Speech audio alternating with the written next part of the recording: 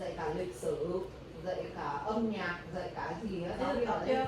Đấy thì ngày mà tuần thứ hai là đi thực tập nè. Cho nên là cháu dạy nhiều môn lắm. Còn vậy đâu á hả? Dạ. Cái lớp nó làm kiểm toán. Kiểm toán mà bây giờ đang xin part-time. Đang xin part-time để học thêm một ngành khác. Mà nếu như ngành khác mà ok thì cháu sẽ chuyển sang làm ngành khác. Thế xong rồi mẹ mới hỏi là nếu như mà con chuyển sang ngành khác và sau này con quay về kiểm toán được không? Được đấy. Mà chỉ có ăn thua là mình là update, tự update lên. Chứ kiểm toán thì mình phải tự update. Cho nên là muốn vào một cái công ty nào đó thì mình cũng lại phải đọc.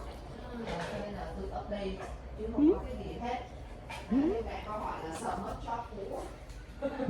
Sợ mất chuyên môn cũ nó không sao mẹ. Chắc rồi đó. Cho nên là nếu mẹ muốn quay về làm đó thì mẹ update được. Nói là sẽ update lên.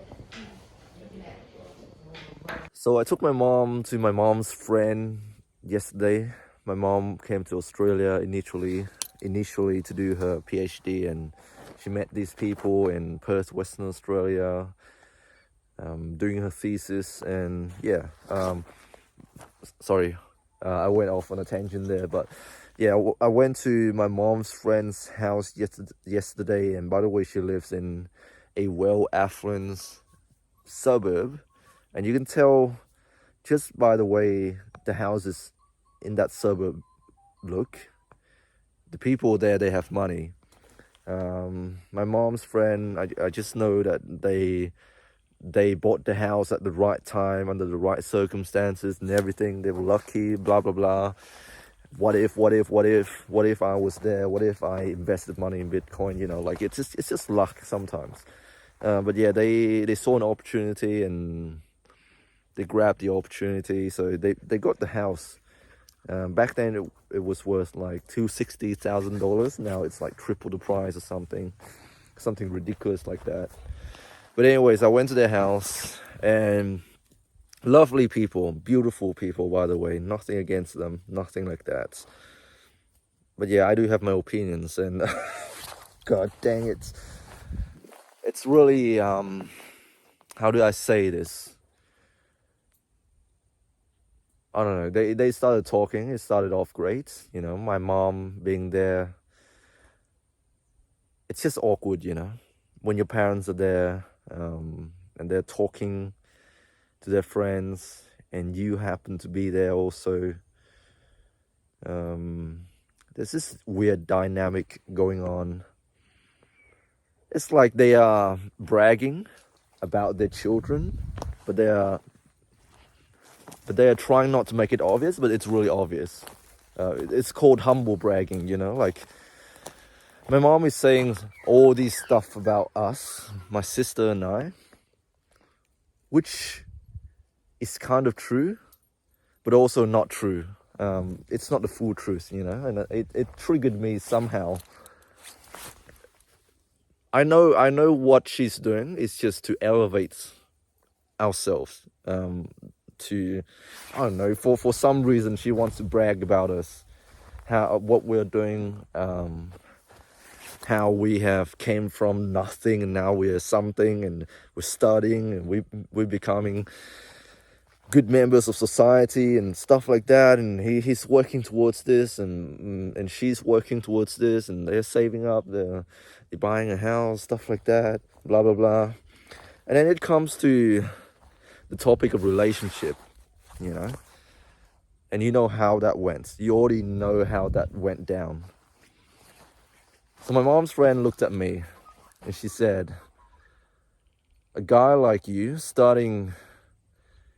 living here in Tasmania for this amount of years, how come you don't have a girlfriend yet? And you already know how that went down. When I was younger, I would have gotten all defensive. Now I would be like, oh, it's because I was too busy studying. I was doing this, I was doing that. But that's not true. I do spend time out as well. Like I do spend time socializing. I just never had that opportunity, you know. But yeah, I did tell them, oh, I broke up with my girlfriend, my ex-girlfriend, and I'm just sort of like waiting for the, like waiting until I meet the right one, I guess. Some generic response. Yeah, I told them that, and my mom was like, oh, do you know anyone that you can introduce my son to? And then here comes the next part. Now, if you've been in this space for a long time, you will know that a lot of the guys, they preach about getting married to a young woman who has no sexual history, who basically just, like a virgin. And I don't know, I always feel some sort of way when these red pill alpha dating coaches, gurus, whatever you want to call them, influencers, when they talk about getting married to a young woman who has no sexual history, who's a virgin, who's a Christian, who has who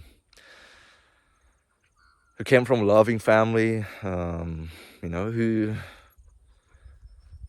has a good relationship with her father and stuff like that. How rare is that? I have to say, how rare is that in a Western country? I'm sorry, but it's true. And don't get me wrong, I do feel sad about it. Like it shouldn't be normalized. We came from a messed up society. I'm sorry to say this. It breaks my heart as well. It breaks my heart for these families as well. But pretty much all of my friends, they all have parents that have divorced in some way. Parents who have separated. And it's just a very individualistic society. There's no community. There's no connection to the family. Everyone's going their own way. Everyone has their own lives. They have like no involvement with the family whatsoever. Not close to their mom or dad, or not close to the grandparents. They don't even know their own heritage, like where do you come from? Obviously you didn't come from Australia. You came from England or Scotland or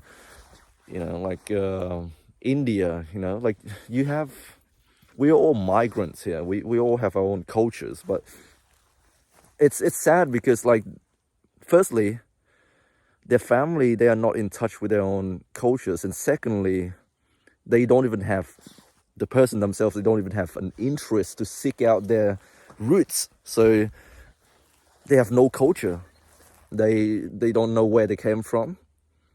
But yeah, I digress. It's a different topic altogether. How rare is it to find a woman who's like that, who's in touch with her own family, who's connected to her family? So yeah, it's rare to find that. But the thing that makes me feel uncomfortable is that all of these red pill coaches and dating coaches, they tell men to get married to a woman who's a virgin, who basically has no experience whatsoever. And where do you find those women? That's right, they're in schools, high schools. And even high school students, they're getting friskier and friskier nowadays with social media and dating apps and, all of these influences from the media. And the thing that really bothers me is that my parents and a lot of people think it's okay for me to wait for these girls to turn 18 and snoop in like an eagle. I don't know about you, maybe it's a normal thing here, and I just don't get it. Maybe it's normal for guys like Leonardo DiCaprio to date 19-year-olds, and once they turn 25, just ditch them. Just have a little bit of fun, have a few kids with the young woman, and see no more than that. Once they reach the age that they can be discarded, like only get involved with young women, ruin them, and then go for the next one. That's just how I see it,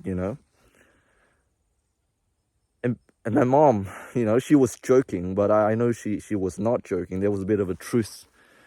There was a little bit of truth in what she and her friend was saying.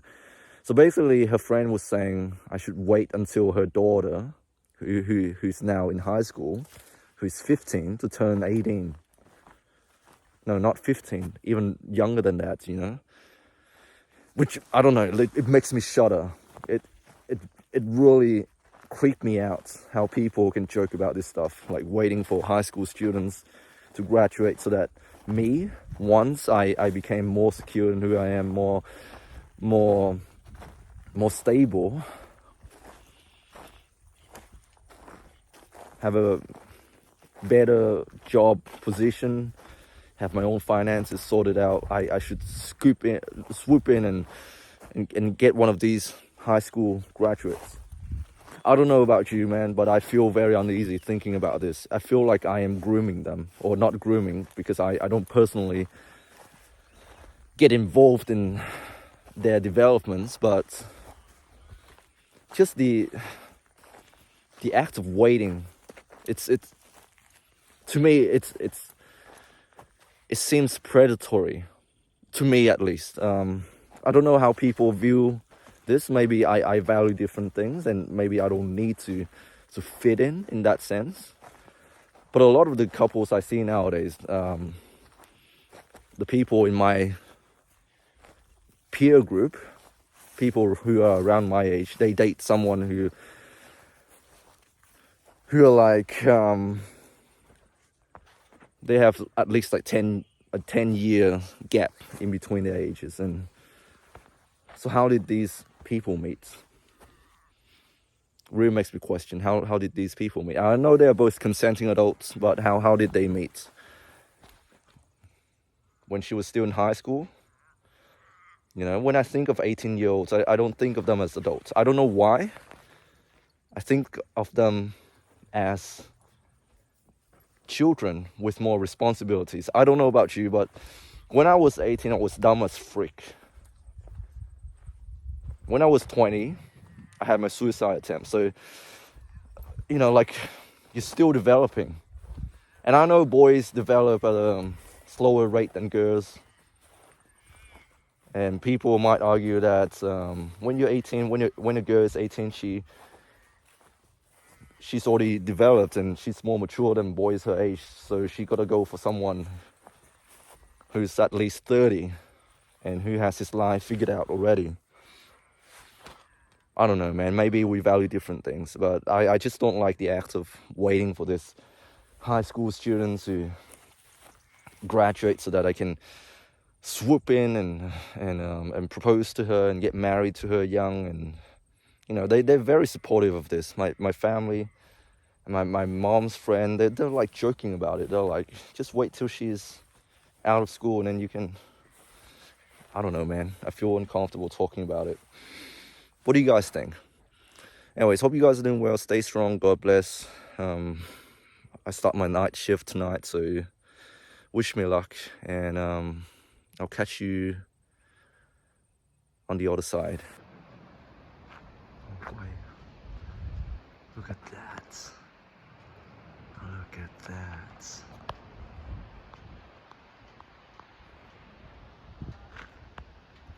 Look at the lights.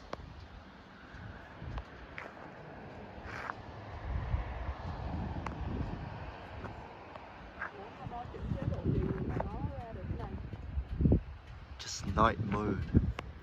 Night mode, yeah.